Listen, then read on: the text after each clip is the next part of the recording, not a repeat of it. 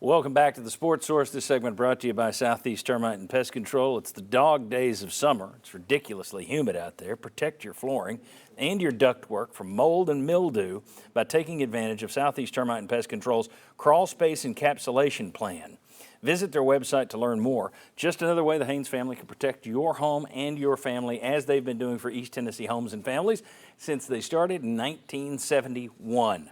Southeast Termite and Pest Control. All right, back with Josh Ward, Bob Hodge, Daniel Hood. I want to talk more about the defense here and how much we want to put stock in what we saw yesterday because, you know, despite them looking like gladiators and despite the fact that Sterling said that that's a much better team than they appeared, maybe, last year they were horrible. Averaged 17 points a game, and they were like 126 out of 131 in terms of yards on offense. Daniel, Tennessee looked faster. They looked more athletic. Are you all in on that? Or are you you waiting a little bit till they play somebody better than Virginia? Where are you? I'm pulling it back a little bit. There was some obvious flaws. I mean, you didn't get any turnovers yesterday. And so if your defense has really made that much improvement in your sprint or your speed and your just unit there, then you should have been able to generate some turnovers from big hits or interceptions or things like that. You really didn't. I thought the defensive line play, their little cheetah package was really good. I think you'll like to see that. But I think you're going to need some more defensive tackles in the middle when you play a team that likes to run up the middle. For the old-time Vol fans, I think it's clear that cheetah up, Mustang down. Mustang down. Cheetah is an animal that people like around here for now. Bob, your thoughts on the defense? They had 11 tackles for loss yesterday. You had 4 sacks, 2 by James Pierce, who was flying out there, 2 by Tyler Barron, who played well. Your thoughts? How much stock you buying I'm with right now? Daniel as far as pull it back a little bit, but at the same time, if you go back to when Tennessee has been in its funk for all these years, you still play bad offenses, you still didn't look really fast, you still didn't play really well. And so that, pull it back some until you get into the SEC season and see better teams, but at the same time, you looked really good against maybe not a good football team, but in years recently past, you didn't look good against bad football teams. So I give them a little credit for that. Yeah, they had an advantage personnel-wise against Virginia's offensive line, but they dominated, as you would expect them to. I buy into James Pierce's physical ability. He was a 5-star by one service. So the coaching from Rodney Garner, if he really has developed, he's going to win some one-on-one matchups. I think that will happen. Tyler Barron playing inside on the defensive line, maybe there's another advantage they can find. They'll face much better offensive line play in the SEC, but I think their depth and personnel, ability to slow the run, I think is for real, kind of carrying over from last year. Now they have more personnel to work with. Didn't see a lot of missed tackles.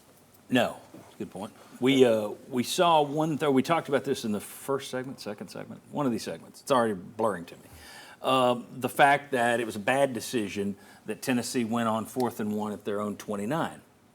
All right, what does that tell you about Josh Heupel's faith in his defense, though? Does that tell us anything that he trusts? And they held.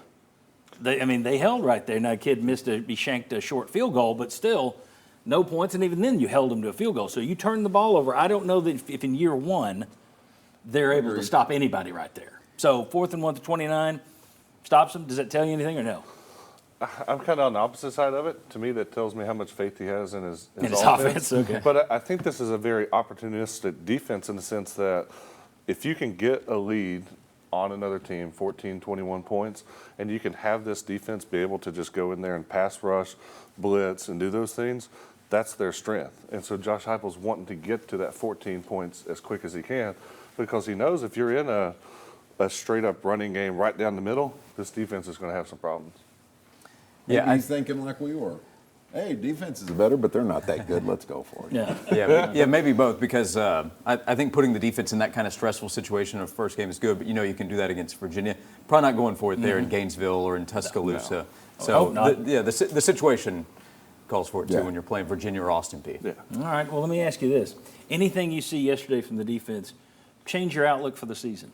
Because I'll say this, if that turns out to be real, if that wasn't more Virginia than it was Tennessee, if you're sitting there with all that speed, I pick 9-3. I'll go to 10-2. If your defense is that good, I'll go to 10-2. Oh, I mean, if that speed, if that athleticism does translate against the SEC schedule, I'd go 10-2, and then maybe one of your 10-2s is a 50-50 Yeah. game. So yeah, if it's real. I'm 12-0. So. Can't get any higher. All right. Does it change your outlook at all if their defense is that athletic? It Or were you improves counting it. on it being that good anyway? I already knew, John. I just need to see it against an SEC team. All right, very good. All right, when we come back, man, we've still got plenty of stuff to go in this show. We got the Cavaliers line. We're going to talk offense. We got a huddle segment to talk about Austin Peay with just the VFLs. But next, real quick segment, let's talk to Chuck about the Cavaliers line. We'll look at Austin Peay, some injury stuff coming out of yesterday's game. We'll also talk with Josh about some of the big games around the SEC, around the nation that could impact the Vols in the rankings and in the conference standings down the road. Come on back on the Sports Source. We'll do all that.